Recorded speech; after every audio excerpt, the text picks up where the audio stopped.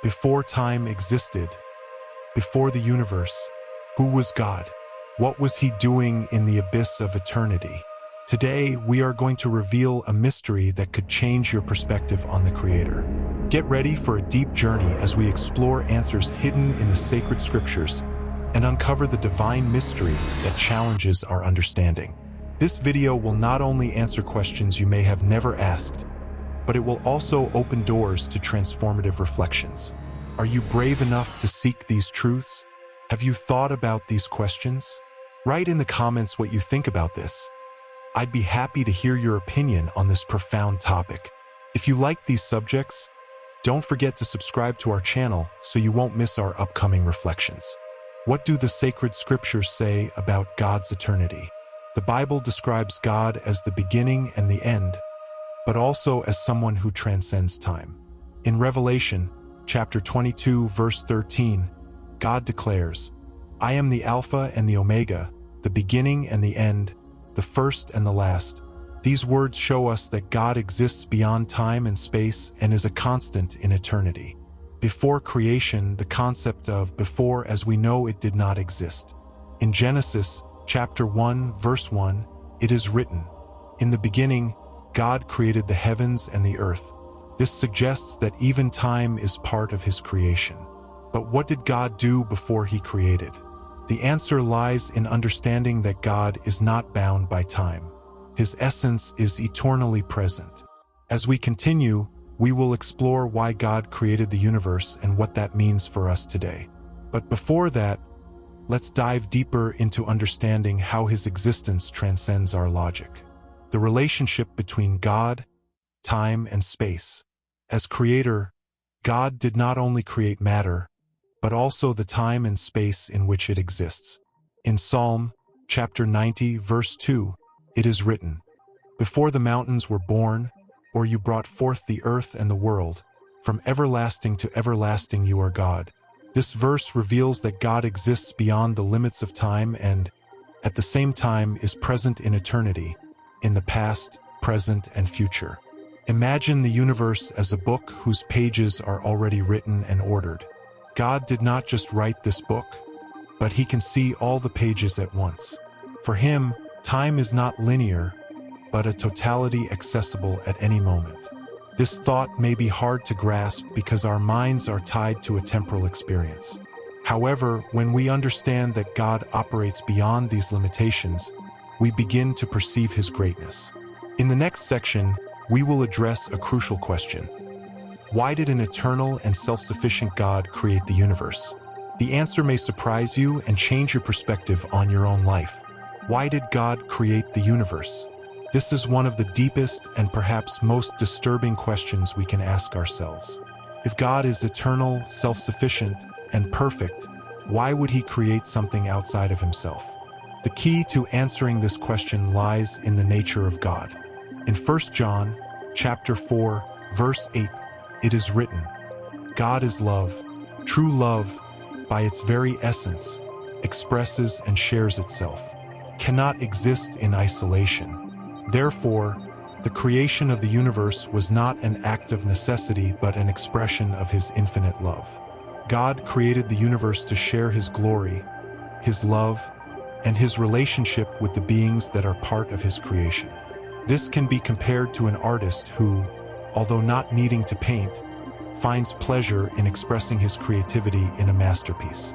Likewise, God, in his infinite love and creativity, decided to create everything we see, and much more than we can imagine. The purpose of humanity in creation. Humanity holds a special place in this divine plan. In Genesis, chapter 1, verse 26, we read, "Let us make man in our image, in our likeness." This shows that we were created to reflect God's being, to live in communion with him, and to partake in his eternal love. However, creation is not only a testimony of his love but also of his plan. Every star in the sky, every leaf that falls to the ground, and every breath we take point to a God who invites us to know him more deeply. But if God knows everything and controls everything, what is the role of our freedom in this divine plan? Are we really destined to be mere spectators of his will? In the next section, we will explore the relationship between man's free will and God's eternal plan. Free will and God's eternal plan. One of the most fascinating wonders of creation is that, although God is sovereign and omniscient, He gave mankind the freedom to make choices. This freedom is not an accident or a contradiction in God's plan. On the contrary, it reflects His love. What would a relationship based on imposition, not free choice, be?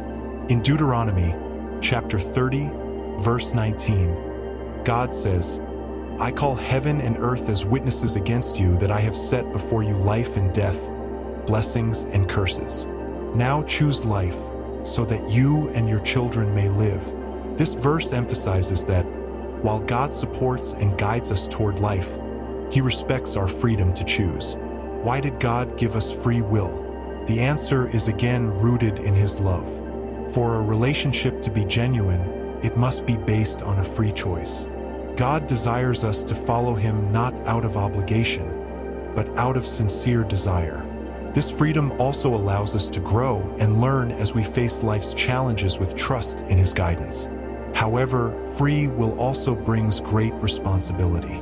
The ability to choose means we can stray from God and harm ourselves and others. But even when we go astray, His eternal plan remains, transforming our choices into opportunities for return and growth. What did God do before creation? The human imagination struggles to comprehend what existed before the universe, as our experience is tied to time. However, the sacred scriptures give us fascinating clues. Jesus Himself spoke about God's existence before creation in John, chapter 17, verse 5. "And now, Father, glorify me in your presence with the glory I had with you before the world began." This verse suggests that before creation, there existed a perfect and eternal relationship between the persons of the Trinity, the Father, the Son, and the Holy Spirit. God was not alone nor empty. He existed in a state of perfect communion, love, and glory, eternal love as the foundation. In 1 John, chapter 4, verse 8, it is written, "God is love." This means that love is not just a characteristic of God, but His very essence. Before the existence of everything, love was the driving force of His being. And it was precisely for this reason that He created, to share that love with His creation. Imagine for a moment an artist who, although not needing to create, feels a deep desire to express their creativity and share their work with others.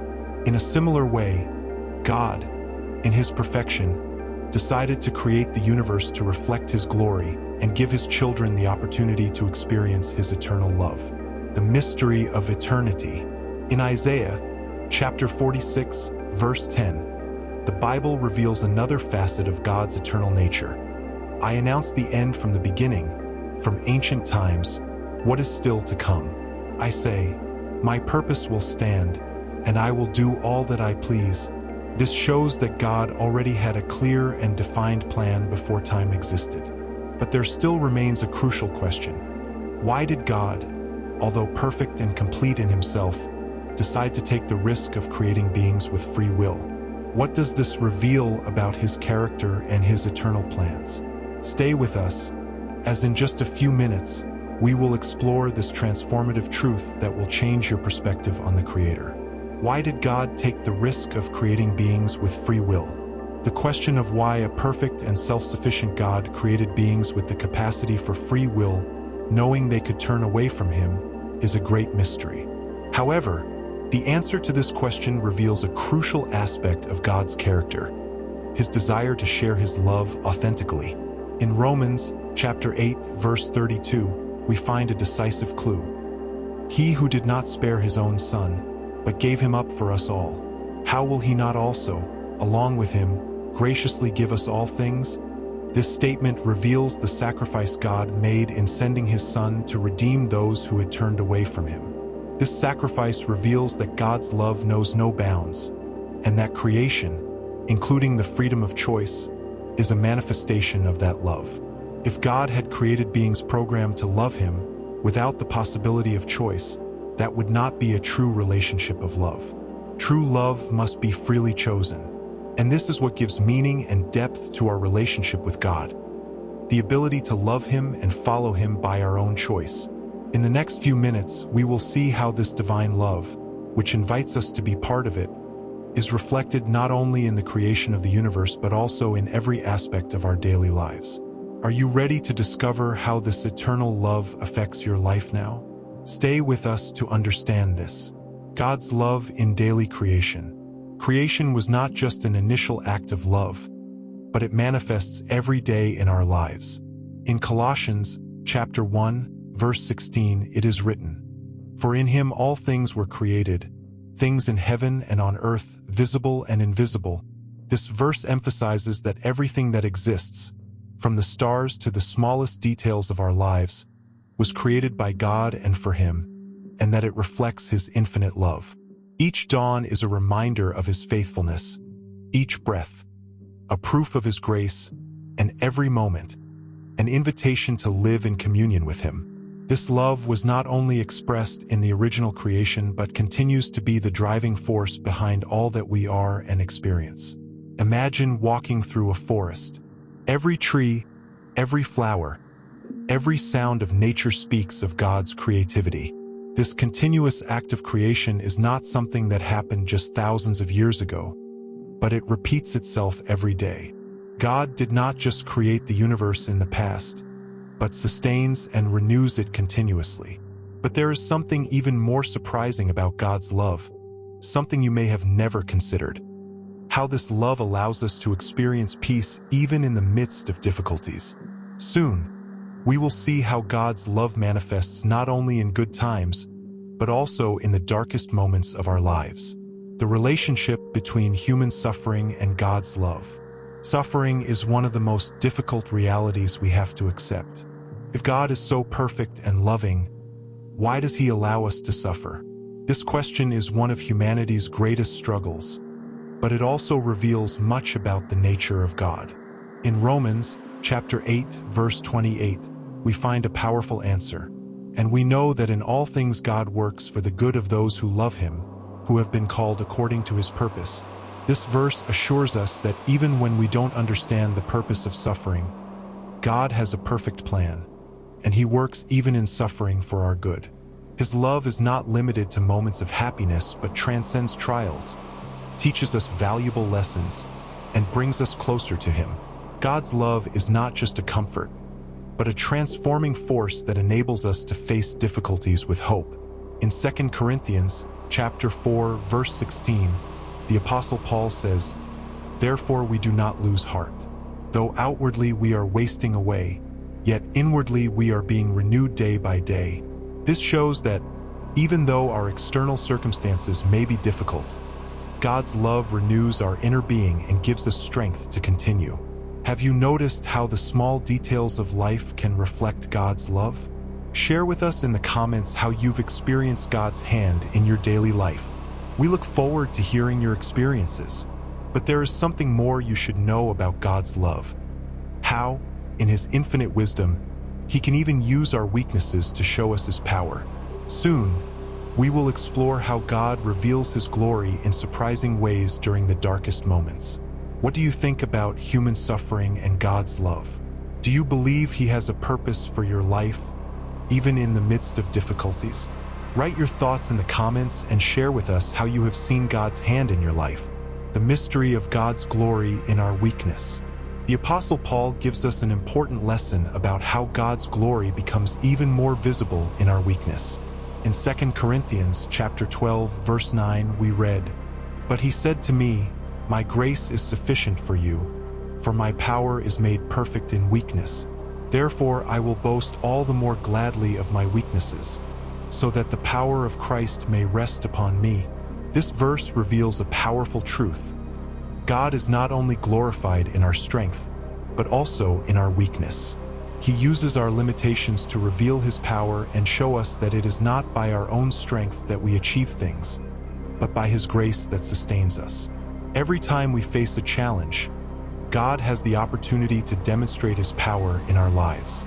In the next section, we will discuss how God's glory can transform us in the midst of struggle and give us a new perspective on life. Have you ever experienced God's grace in your moments of weakness? Share in the comments how His power has manifested in your life. God's eternal love and His transforming power. On our journey, we have explored the eternal nature of God, His infinite love, and the transcendental relationship He has with us. We have learned that, although our human understanding cannot fully grasp the mysteries of God's eternity, His love is the driving force behind everything that exists, from the beginning of time to eternity. God created the universe in His perfection and love, not out of necessity, but to share His glory with us. And despite all the difficulties and sufferings we may experience, His love continues to be the force that sustains us and transforms us.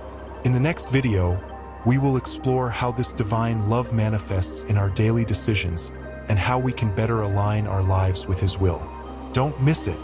If you enjoyed this video, don't forget to subscribe to the channel, leave a like, and share it with those who need to hear these words.